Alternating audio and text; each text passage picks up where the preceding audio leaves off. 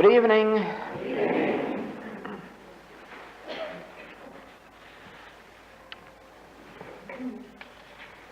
It is taught by many Eastern schools of mysticism that the sex force should be sublimated before complete enlightenment may be attained. This is part of the same belief that says that if you give up eating meat, you'll get spiritual. And both of these are part of the same belief that is offered in the Christian church or the Hebrew church, that if you just are good, you'll get into heaven. Now, we read last night that the greatest prophet of all was John the Baptist, and yet the very least of these of the spiritual kingdom would get into heaven before he did. It really makes no difference how good you become. It is no assurance of any entrance into heaven or spiritual living. It is exactly the other way around. As you attain greater degrees and depths of spirituality, you become good. This also was the subject of last night's lesson.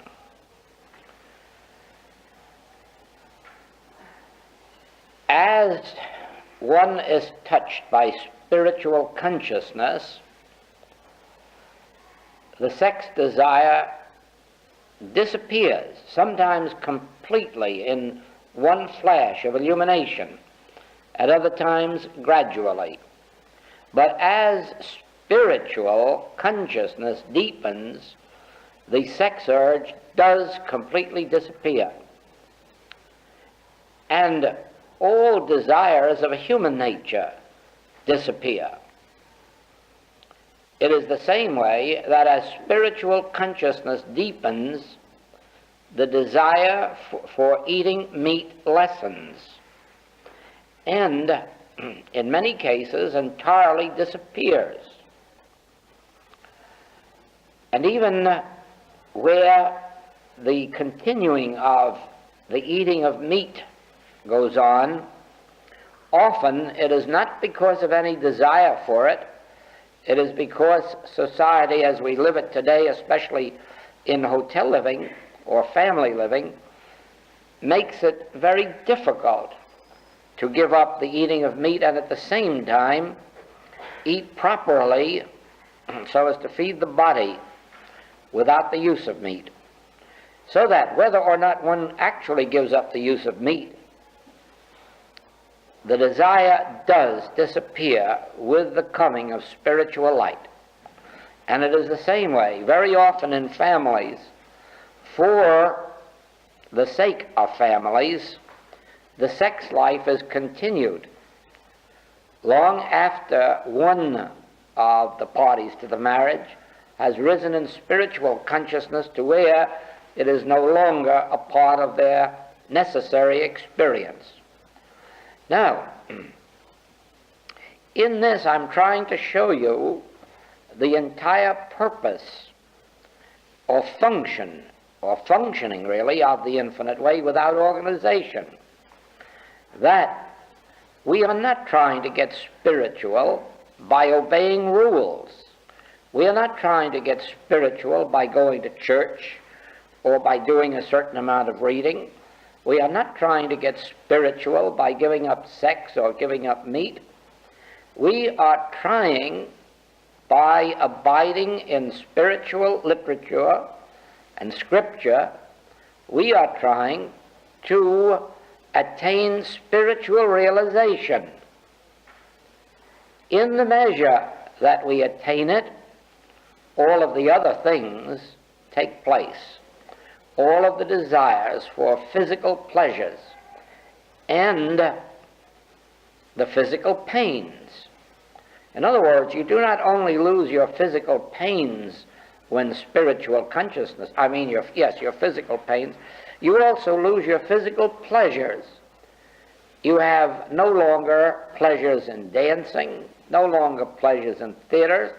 It doesn't mean that they're entirely eliminated from your experience, but they are no longer major factors, nor are they necessities, nor are ball games or football games or cricket games. They may still be enjoyed occasionally, but they are really not necessary as spiritual consciousness takes over.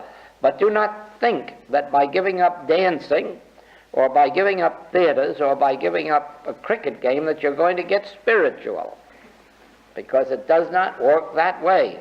It works the other way. Seek ye the kingdom of God.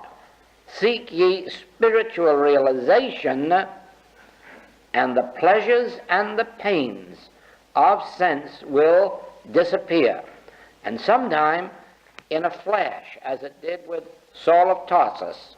Sometimes it is a gradual experience.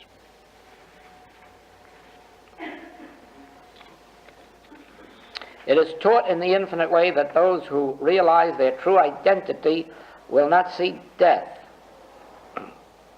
And that is true. The very moment you realize that I am not body, I am I, and I am not in body. I am I, omnipresence.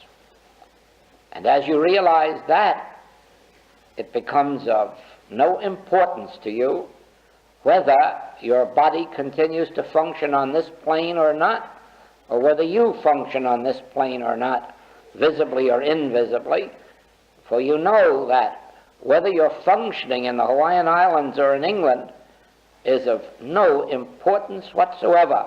The main thing is you're functioning. And so it is, as you gain the realization of your true identity, it makes no difference at all whether you function on this plane or another, because you always have the absolute knowledge that you are functioning. What happens at passing to those that do not realize their true identity? Bearing in mind that in reality all are immortal beings, whether it is realized or not.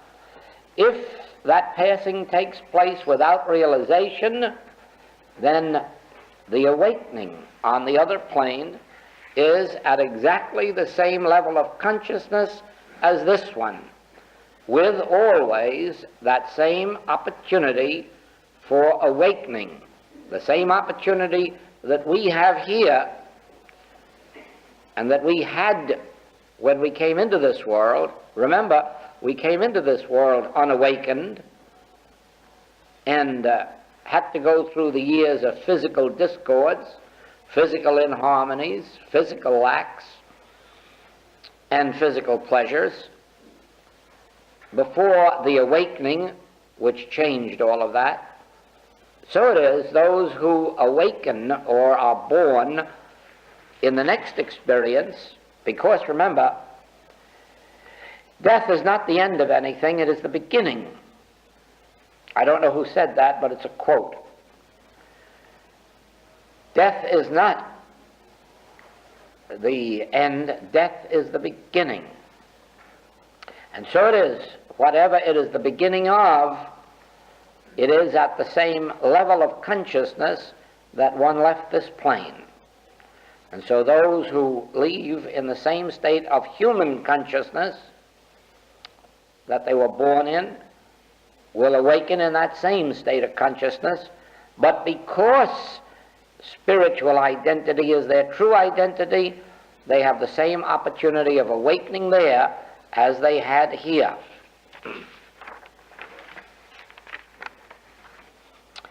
I heard a student remark, "I'm irritated when I get away because I can't get it all down. A word from you to tell us to recognize the presence in our attitude is more important than making a collection of your every word." This is absolutely true. Some may find it desirable to make a few notes as reminders of some point that revealed itself to them during a class, but the taking of notes is not important, because the taking of notes involves keeping the conscious thinking mind going. And while that is true, it is very difficult for that to operate, which is our real intelligence. You see, while there is only one mind, there are different levels of the operation and activity of that mind. And the conscious thinking mind is one level of the mind. But when we are consciously thinking, it is very difficult for an impartation of truth to come to us or to register with us. It is in a moment that ye think not that the bridegroom cometh. It is in the moment that ye think not, in the moment of be still and know that I am God. It is in stillness, in quietness, and in confidence that the Master appears. It is when we are in a degree of receptivity. Over and over I have said that the right attitude in coming to a class or a lecture is that of sitting at the feet of the Master. In other words, it is a state of receptivity, as if we were coming here to receive a message from God, not from a human on a platform. That individual on the platform can only at best be the instrument through which the message comes.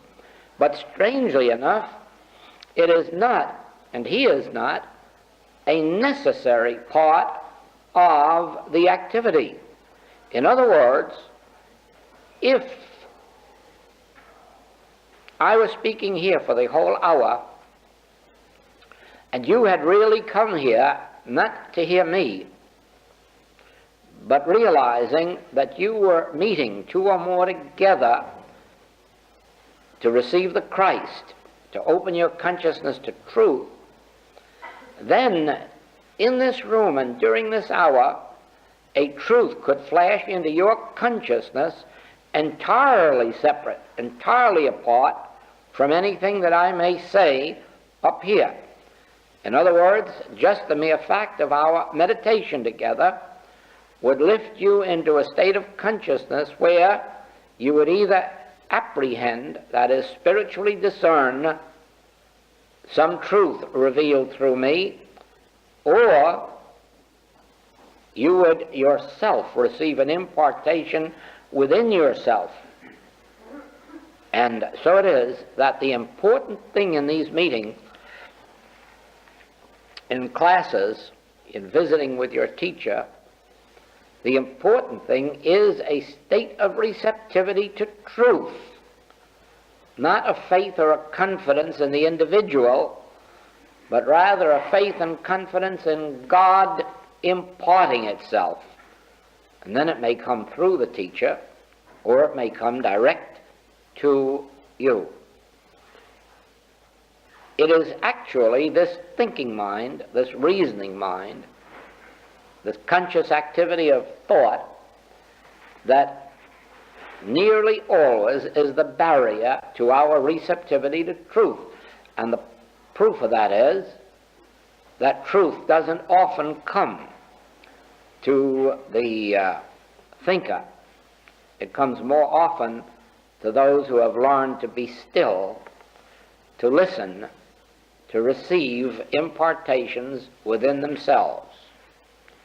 And so it is, and of course in our case, there is even less necessity for taking notes, because we not only have the tapes, but eventually it all gets into print anyhow, in the monthly letters, in articles in the magazines that publish them, and later on in books, because actually all of our books were at one time classes, were at one time on tape, with the exception of the original book, The Infinite Way. There isn't a single one of our writings that wasn't originally a class. So they're all on tape, and eventually they get into book form, articles, booklets, pamphlets, and so they'll always be available. Will you please explain the relationship between faith and spiritual consciousness? That could open up quite an argument, because while we know definitely what spiritual consciousness is, I don't think we could agree on what faith is. Faith has far too many different meanings and shadings of meanings for us to agree on what that means. Faith, in the sense in which it is ordinarily used in religion, that is, believing in the unknown or a blind belief in something unknown, would have no relationship to spiritual consciousness at all. On the other hand, the attainment of spiritual consciousness would undoubtedly result in a faith. And that's not a very satisfactory answer, I know. And the difference between creative imagination and reality. Reality is an activity of God, God itself in expression. Creative imagination is an activity of a human being. And therefore, they are further apart than the North and the South Poles. There is no relationship whatsoever between creative imagination and reality. Creative imagination is entirely in the realm of the human, which means the illusory. And reality is in the realm of God, and that which is in and of and is the activity of God.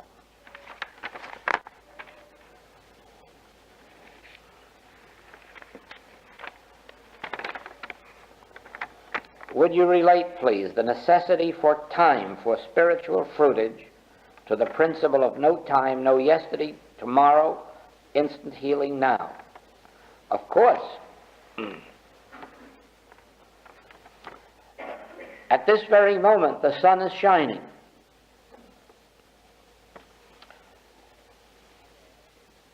But there is no use of our thinking in terms of enjoying it, except through the lapse of time, until that sun gets around to us. Now, spiritual fruitage is at its full zenith this very moment within you and within me. And the time element is our coming into the awareness of that truth. In other words, I and my Father are one. There's no becoming, there's no waiting, there's no time element in that. Son, thou art ever with me, and all that I have is thine. But that hardly would suffice if I went over to this new building going up overlooking Hyde Park and told them I want one of those flats for 40,000 pounds because all that the Father hath is mine. I'm sure they would tell me, go home and wait for realization. But it is literally true, remember, that I and the Father are one. It is true this very second that all that the Father hath is mine.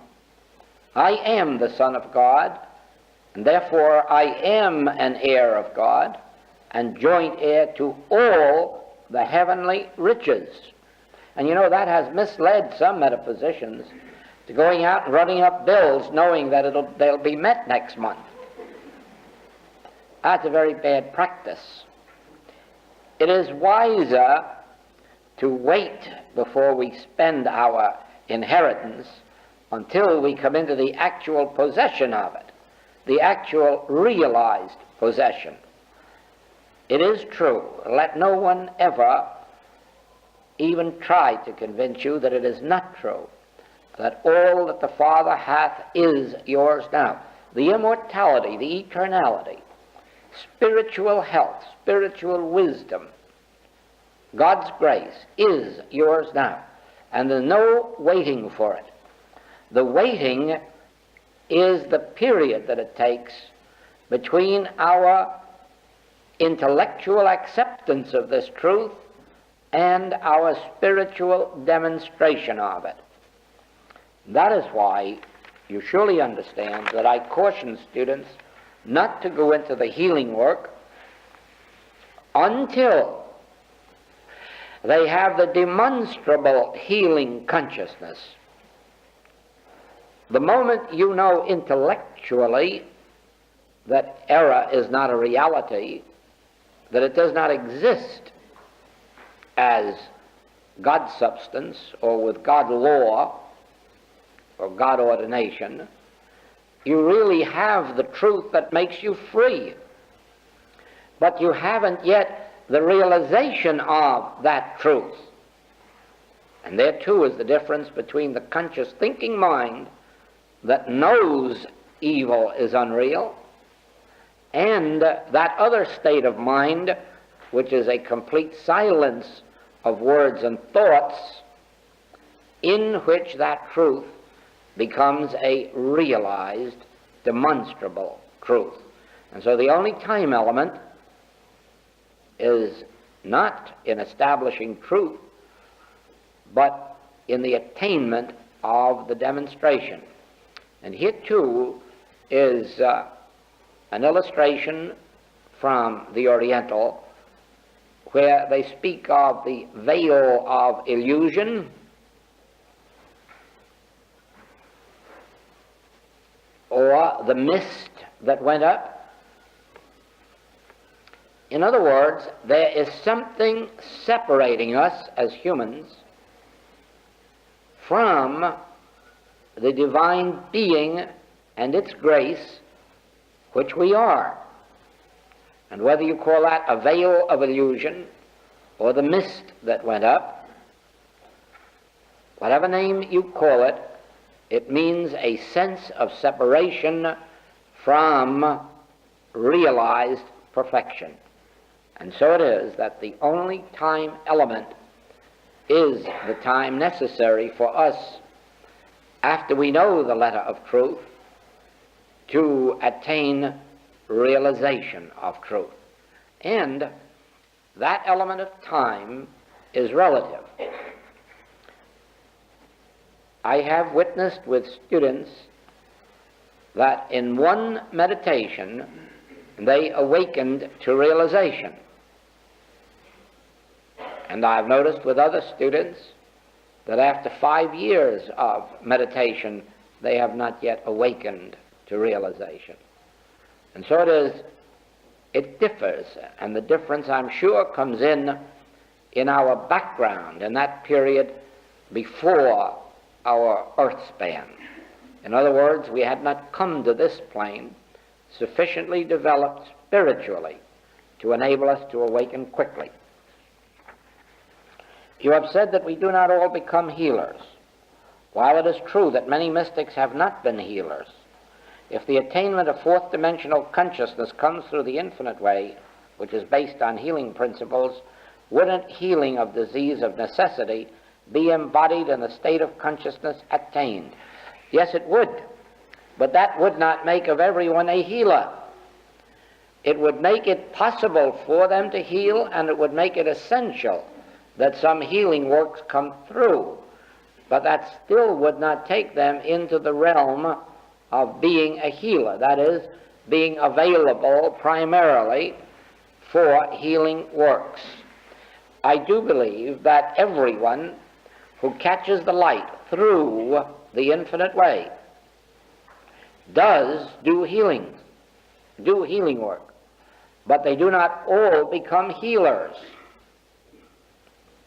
yet they all heal.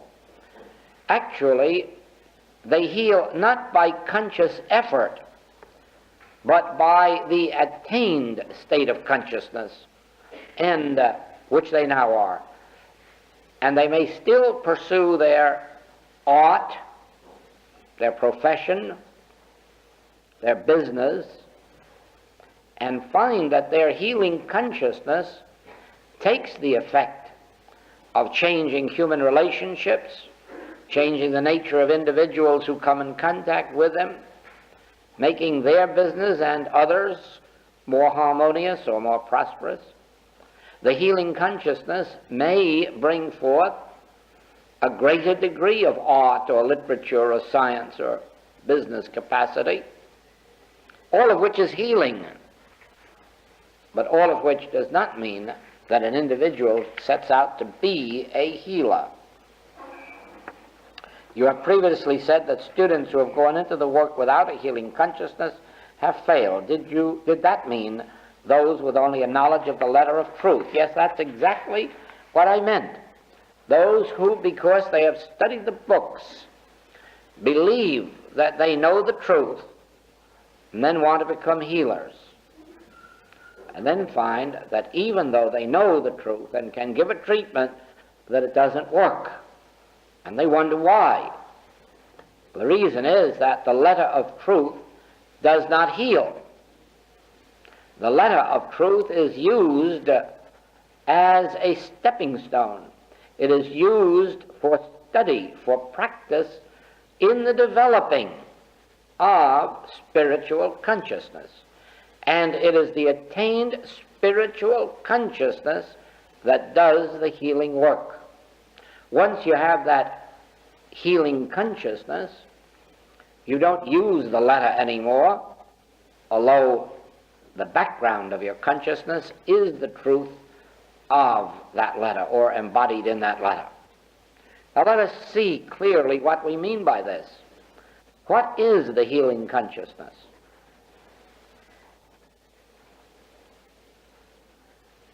Let's make that our subject tonight.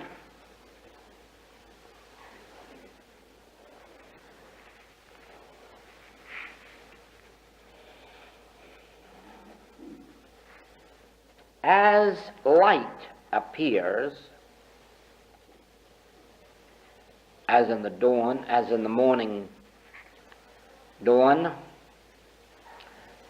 darkness or blackness disappears.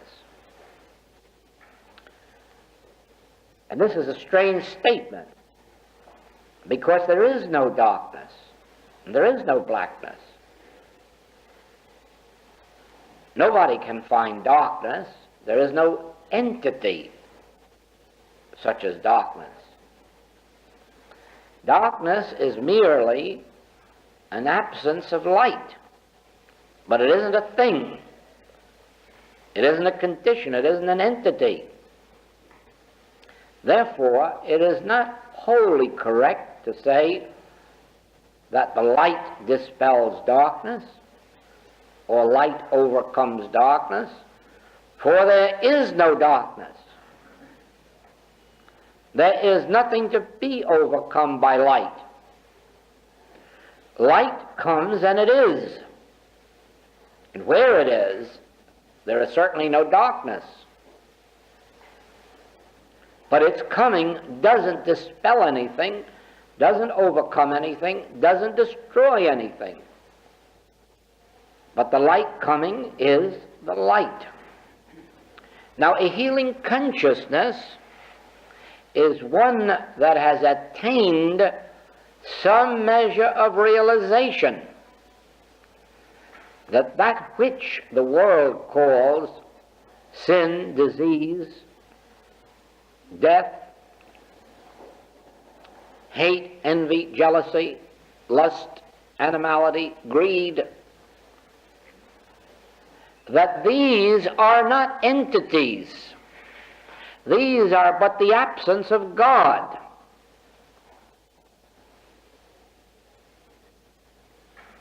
They are not things, they are not conditions, they are not actualities, they are but the absence of God.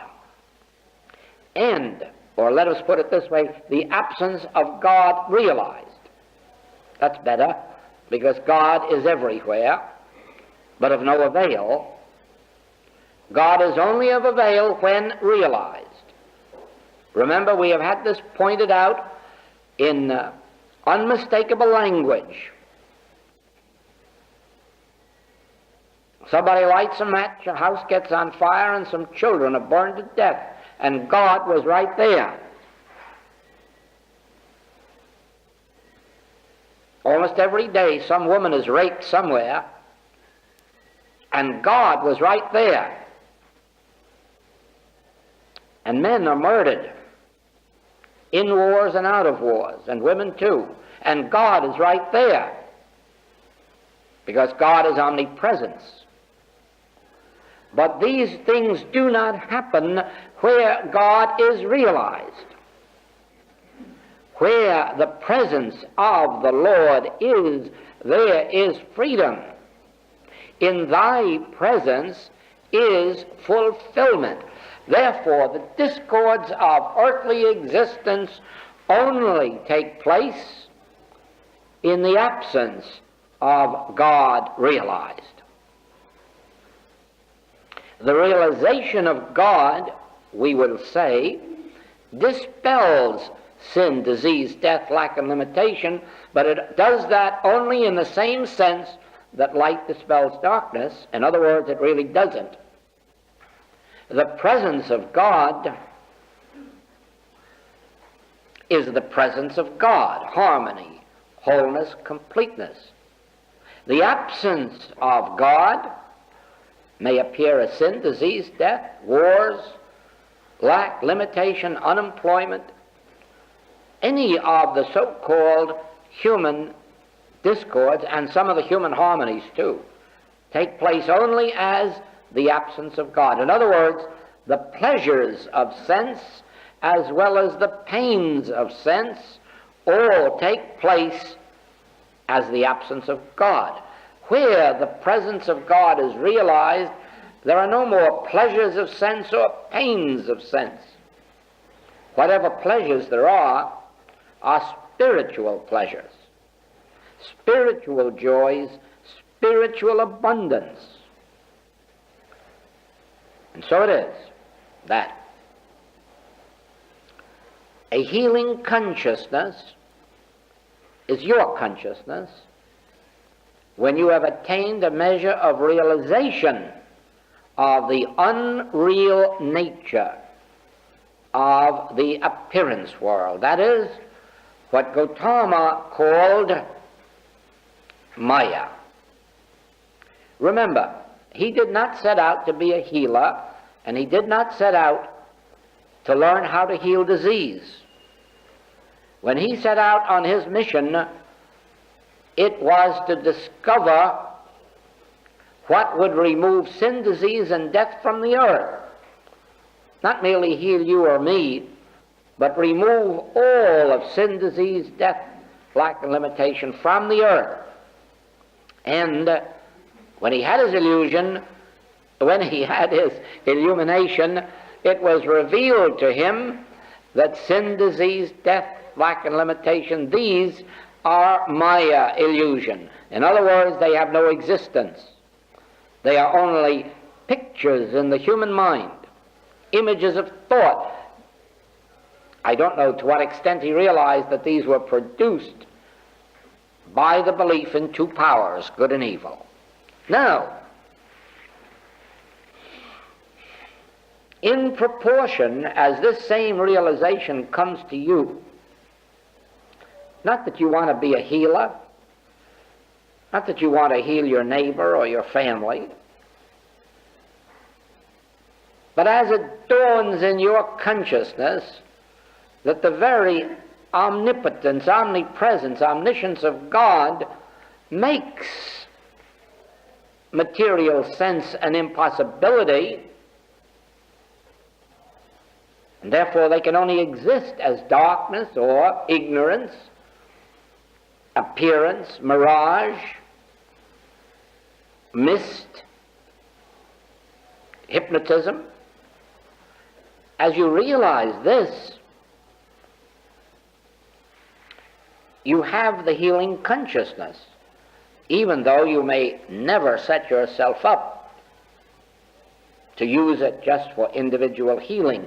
Yet automatically, everyone who comes into range of your consciousness is improved.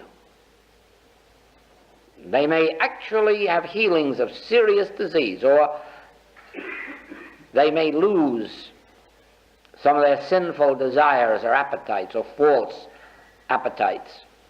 Their lives may be changed by being brought into your consciousness, not because you consciously want to heal them, but because you are living and moving and having your being in the realization of God.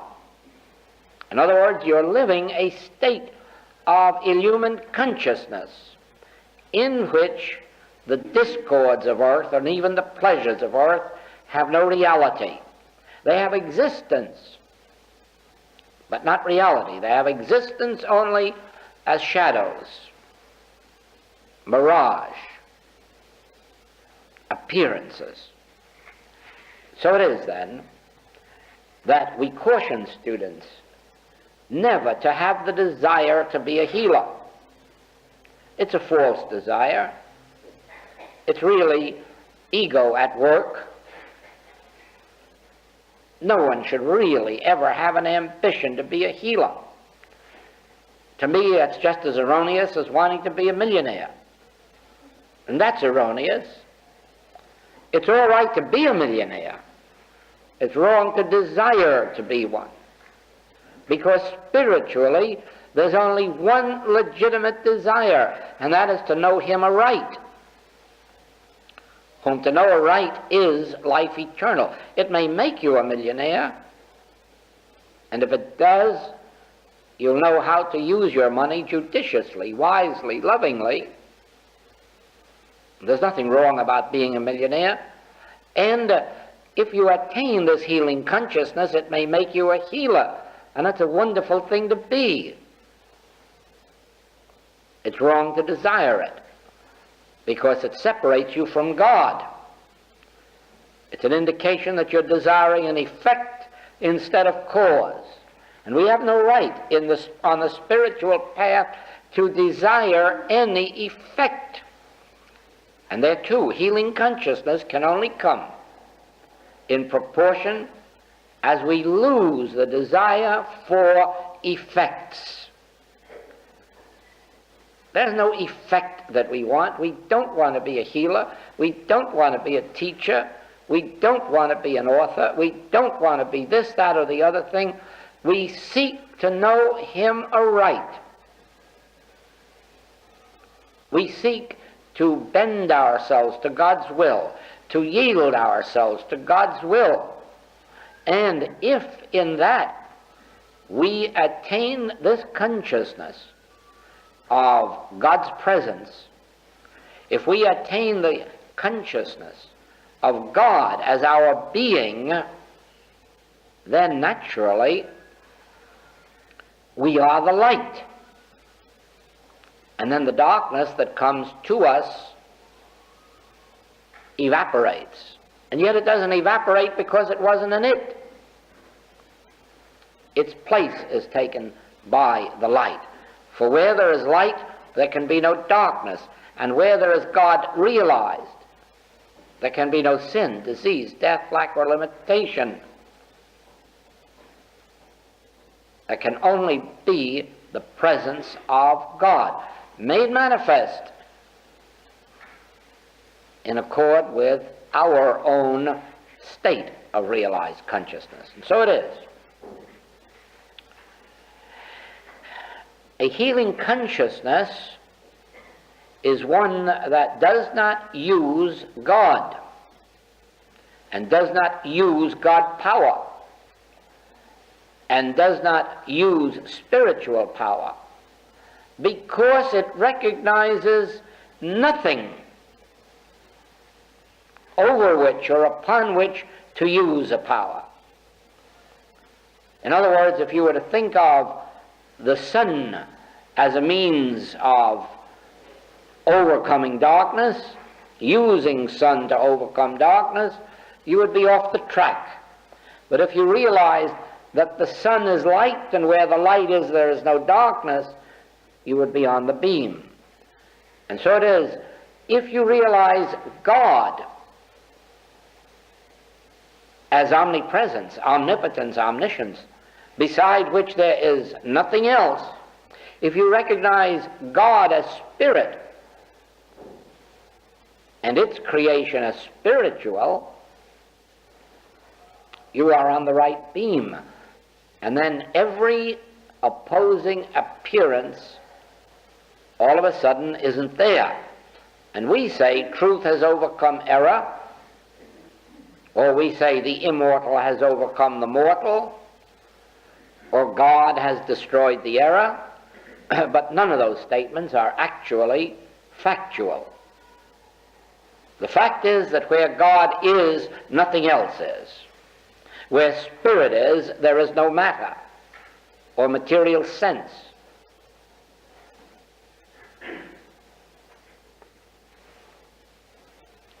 God is, and God is omnipresence. And this means when you have realized God as I am the light of the world, and in me there is no darkness. Well, then what has become of the old sins and diseases and lacks? I don't know, they're not around. Where did they go to? If they went somewhere, they must still exist somewhere. No, I don't think my old sins and my old diseases and my old lacks exist anywhere. I think they have just disappeared into the nothingness that they actually were. In other words, there were no sins, and there were no diseases, and there were no lacks. There were just such figments of belief entertained in thought. Where did 2 times 2 is 5 go? When the awareness of 2 times 2 is 4 comes in. Well, the only thing to do is let us search and see if we can find 2 times 2 is 5. If it was here, it must have gone someplace. But you see, it wasn't here. It had no existence. It was merely a misbelief, a misperception on our part. But it isn't going anywhere. It hasn't gone anywhere. And 4 didn't do anything to that 5. 4 being 4 is just 4. But actually, you know there wasn't any 5 around, don't you? There never was a 5 at the end of 2 times 2 to be dispelled or to be overcome or to be removed. It just didn't exist. It was an erroneous concept in our thought, and now it isn't there. But where it is, well, it's where it always was, no place, because there never was a 5. And there never was a sin anywhere on the face of the earth. And there never has been a death. Those of you who have heard many of the tapes must have heard that statement many, many times. There never has been a death on the face of the earth. No one has ever died, and no one ever will. There never has been a death, and no one has ever gone anyplace. And once you begin to realize that we exist as consciousness, not as body, as consciousness, you will understand why this is necessarily true. And therefore, life doesn't have to overcome death. There isn't any death to be overcome. God doesn't have to overcome death. And Jesus never called on God to overcome disease or death. Matter of fact, he said, I do not have to pray. Matter of fact, he said, what did hinder you? And he said, open thine eyes. But at no time did he say, I will call on my Father. Even the storm at sea he didn't call on God for. He merely said, peace, be still. Probably talking to his own thought. You will find many times that it helps you if you will turn to your own thought and say to it, peace, be still. And the reason is this: you are not your mind. any more than you are your body. You possess a mind and you possess a body. Now, who is this you? This you are going to call by I. Just as I'm going to say I, Joel, you are going to say I, John, I, William, I, Mary, I, Martha. Now that I is you. And you have a body. And you can say to your body, walk this way, walk that way. You can say to your hand, give or take. You can say, turn left, turn right. And your body cannot argue about it, because your body is not you, it is yours. So with your mind. The only reason that we are not completely clear about the mind is that many people have believed that the mind controls the man, and that the mind has jurisdiction over the individual, and this is not true. It is only true in the experience of those who accept that belief. Once you begin to perceive I, then you know I can think what I like. I can direct my thought in any direction in which I like. I can discipline my thought and my body. For there is an entity called I, and I am the master of my fate. I am the captain of my ship. I was given God-given dominion over everything, and that must include the mind and the body. And the very moment that I can acknowledge, I am an individual. I am an offspring of God. I have been endowed with dominion from on high. All that the Father hath is mine of dominion. Therefore I can say to my mind, be still. Be still and know that I am God, not you. Be still and know that I am sitting in the saddle, not you. Be still and know that I am at peace. And then you'll find that the mind will settle down into peace once you have let it know that you are at peace. I am one with my Father. I am joint heir to all the heavenly riches. All that the Father hath is mine. I embody all the good of the Godhead. I and my Father are one. Therefore I say to the mind, be still and know that I am boss. And body, just know that I govern you through the mind. And I don't have to do it by conscious thinking. Just the realization that I am I, and all the rest takes place without conscious thought. I do not have to know in advance anything about tomorrow. I don't have to instruct my mind about it or my body.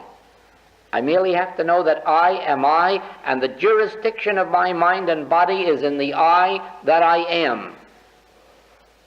Oh, once in a while, at the height of its rebellion or rebelliousness, I might say to it, be still, be still. Remember, I am functioning. I am the important one here, not you. And so, I can say to the mind and I can say to the body, peace, be still. And then, as the mind settles down into that stillness, the storm out here, whatever its name or nature, evaporates.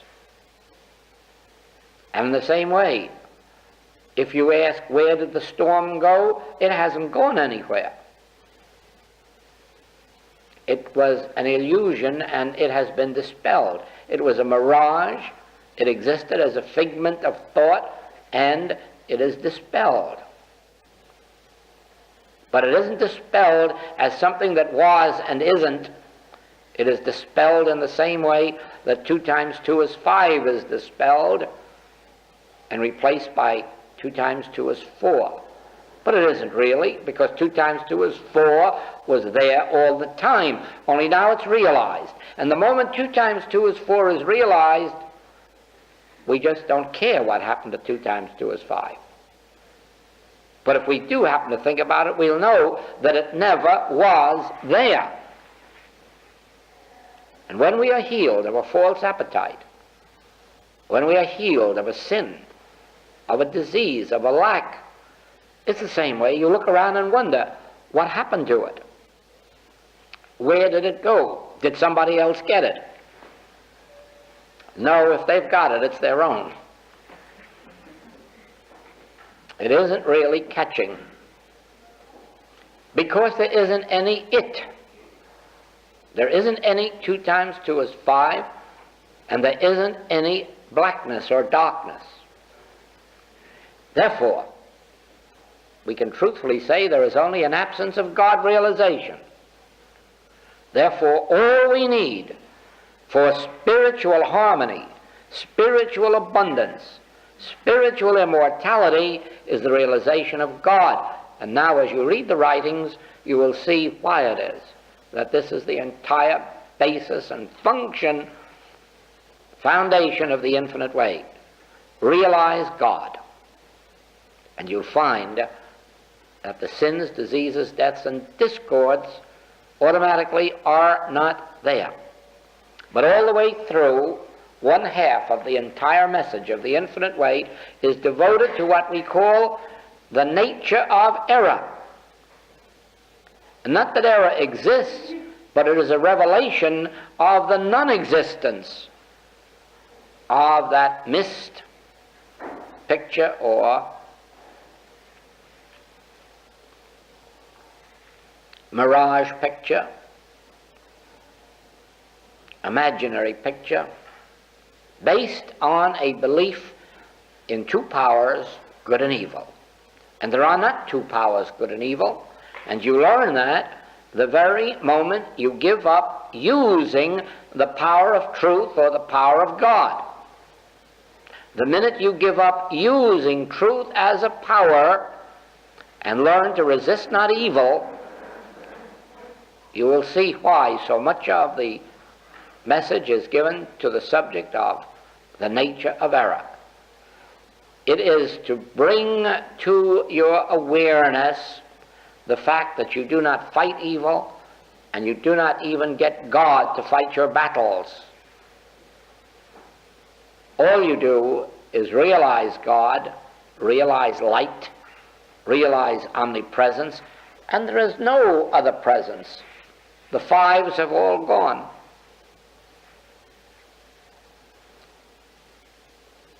Then, spiritual consciousness or healing consciousness is your consciousness. Once you have realized is. Once you realized God is.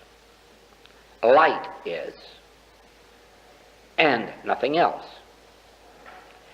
In proportion as you are enabled to give up fighting error, using truth against error, praying to God to do something to error, in proportion to that, are you attaining God realization. Once you have God realization, well, there you have it again. In thy presence is fullness. Where the Spirit of the Lord is, there is liberty. Why? Because there cannot be slavery where there is liberty. But there is no slavery. Slavery is an absence of liberty. Liberty is an absence of God. Have God, you have liberty, and you don't have slavery. But you don't use one to destroy another. You attain God.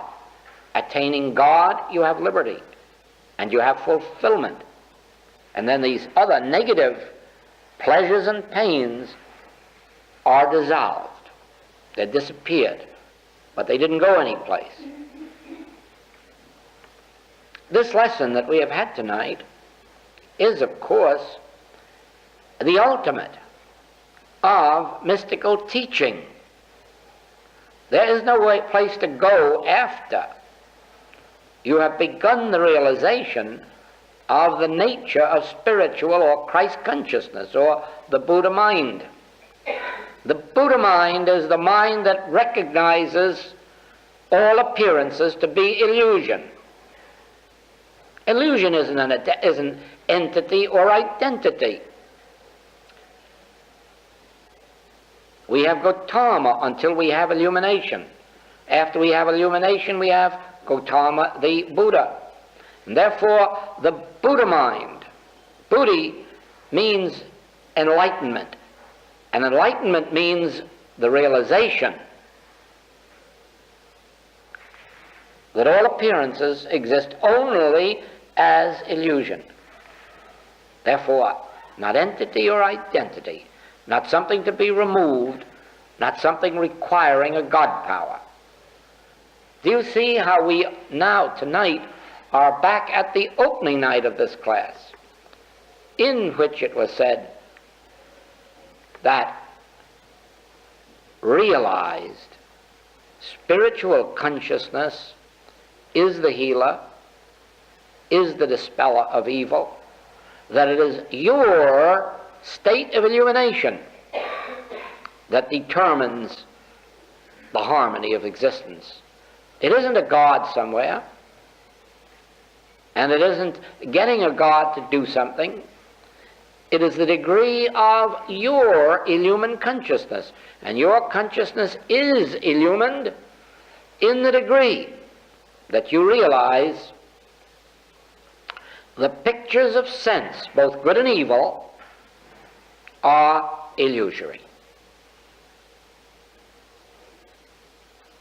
And then relax in that, because now you are the light. Now you have become illumined. The very moment you know that darkness does not exist as an entity, it is only the absence of light, then let's have the light, and we have no more darkness. And let's have this realization that sin, disease, death, lack, limitation, material sense in any form is not an entity or identity. It is a state of hypnotism or illusion, mirage, appearance. And then rest in that word. Do not fight. The battle is not yours. They have only temporal power, the arm of flesh. You have this truth, that there is no power but the power that I am. The power that's embodied in me, that goes with me when I mount up to heaven, or if I make my bed in hell, or if I walk through the valley of the shadow of death.